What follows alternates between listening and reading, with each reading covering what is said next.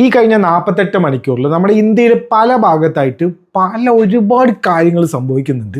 അതിൽ ഒന്ന് മാത്രമാണ് നമ്മൾ ഡൽഹിയിൽ റെഡ് ഫോർട്ടിൻ്റെ അടുത്ത് നടന്ന ആ ഒരു കാർ ബോംബ് ബ്ലാസ്റ്റ്. നവംബർ 9, 10, 11 ഈ 3 ഡേറ്റുകളിലെ ഇവൻറ്റ്സ് ഒക്കെ ഒന്ന് സീക്വൻസ് ആക്കി നമുക്കൊരു ഓർഡറിൽ ചെയ്ത് നോക്കിക്കഴിഞ്ഞാൽ നമുക്കൊരു കാര്യം മനസ്സിലാവും. Something big is going on. നമ്മൾ ഈ കാണുന്നത് മാത്രമല്ല, ഇതിൻ്റെ പിന്നിൽ എന്തോ ഉണ്ട് നമുക്ക് മനസ്സിലാവും. ആദ്യത്തെ ഈ സംഭവം നവംബർ 9 ഗുജറാത്ത് ATS UP പോയിട്ട് കുറച്ച് ആൾക്കാരെ അറസ്റ്റ് ചെയ്യാണ്. അത് ഒരു ടെററിസ്റ്റ് അറ്റാക്ക് നമ്മൾ സ്റ്റോപ്പ് ചെയ്തു എന്നുള്ള രീതിയിലാണ് ആ ന്യൂസ് വരുന്നത്. ഡോക്ടർ അഹമ്മദ് മൊയ്യുദ്ദീൻ സയ്യിദ് എന്ന് പറഞ്ഞിട്ടുള്ള ഒരു ഡോക്ടറിനെ, ഇതാണ് നമ്മൾ നോട്ട് ചെയ്യേണ്ടത്, ഒരു ഡോക്ടറിനെയാണ് മെയിനായിട്ട് അറസ്റ്റ് ചെയ്യുന്നത്. കൂടെ 2 പേരിനെ അറസ്റ്റ് ചെയ്യുന്നുണ്ട്. ഇവരുടെ കയ്യിൽ നിന്ന് 4 കിലോ റൈസിൻ എന്ന് പറഞ്ഞിട്ടുള്ള ഒരു പോയ്സണാണ് കിട്ടുന്നത്. അതുകൂടാതെ അവരുടെ കയ്യിൽ തോക്കുകളും കുറേ കാസ്റ്റർ ഓയിൽ, അതായത് ഈ എക്സ്ട്രാക്ഷൻ, ഈ റൈസിൻ ഈ കാസ്റ്റർ ബീൻസ് എന്നാണ് എക്സ്ട്രാക്ട് ചെയ്യുന്നത്. അപ്പോൾ അത് എക്സ്ട്രാക്ട് ചെയ്യാനുള്ള എന്തൊക്കെയോ എക്യുപ്മെൻറ്റ്സും സംഭവങ്ങളൊക്കെ ഇവരുടെ കയ്യിൽ നിന്ന് കിട്ടുന്നുണ്ട്.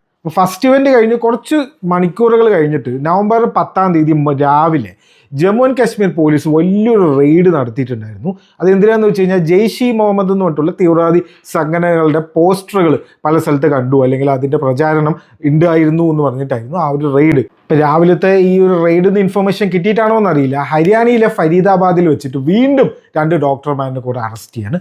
ഫസ്റ്റ് അറസ്റ്റ് ചെയ്യുന്നത് ഡോക്ടർ മുസമ്മിൽ അഹമ്മദ് ഗനായ് എന്ന് പറഞ്ഞിട്ടുള്ള ആളിനെയാണ്. പുള്ളിയുടെ കയ്യിൽ നിന്ന് 2900 കിലോ അമോണിയം നൈട്രേറ്റ് ആണ് കണ്ടുപിടിക്കുന്നത്. അത് വലിയൊരു എമൗണ്ടാണ്, അറിയാലോ, ബോംബൊക്കെ ഉണ്ടാക്കി യൂസ് ചെയ്യുന്ന മെറ്റീരിയലാണിത്. ഈ മുസമ്മിലിൻ്റെ കയ്യിൽ നിന്ന് ഇൻഫർമേഷൻ കിട്ടിയിട്ട് അദീലിനെ പിടിക്കുകയാണ്. അദീൽ വർക്ക് ചെയ്യുന്നത് ജമ്മു ആൻഡ് കാശ്മീരിലെ മെഡിക്കൽ കോളേജിലാണ്.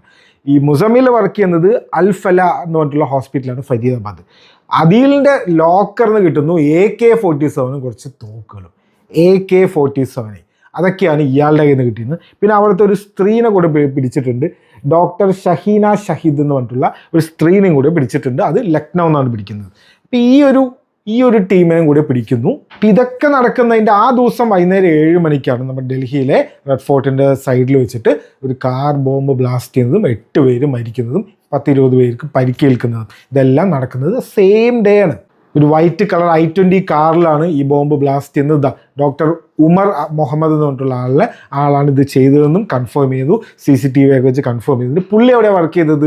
ഈ സെയിം അൽഫല എന്ന് പറഞ്ഞിട്ടുള്ള ഹോസ്പിറ്റലില്ലേ ഫരീദാബാദിലുള്ള, അവിടെ തന്നെയാണ് ഇയാൾ വർക്ക് ചെയ്തത്. ഇതൊക്കെ നടക്കുമ്പോൾ മുംബൈയിൽ 11 മുഹമ്മദ് അർഷദ് എന്ന് പറഞ്ഞിട്ടുള്ള നാർക്കോ ടെററിസ്റ്റ് ആയിട്ടുള്ള ഒരാളെ ജമ്മു ആൻഡ് കാശ്മീർ പോലീസ് വന്നിട്ട് സ്പെഷ്യൽ ഇൻവെസ്റ്റിഗേഷൻ ടീം വന്നിട്ട് അവർ പിടിക്കുകയാണ്. സോ ഇതൊക്കെ കൂടി കേട്ടിട്ട് എന്താണ് നിങ്ങൾക്ക് തോന്നുന്നത്?